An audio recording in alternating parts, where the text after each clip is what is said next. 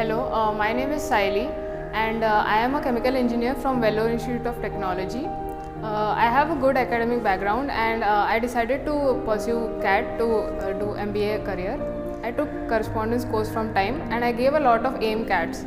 So I think that AIMCATs helped me a lot in my journey because they provided me with a lot of video analysis and stuff which I couldn't have gotten otherwise. So coming to the particular sections, I was pretty strong in VARC section, but also the video analysis helped a lot because a lot of tiny details, minute details were shown by the experts in the videos. For quants, I studied hard because I was not that great in it.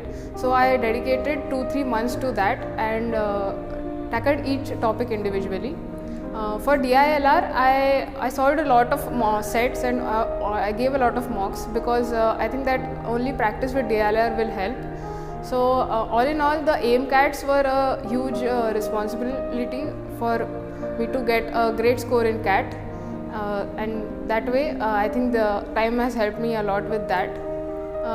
For any last minute preparation, all I can say is just go through the original analysis of all the mocks that you have given, because in the last moment you can't give a lot of mocks because they will just throw you off the preparation if any one of them goes wrong.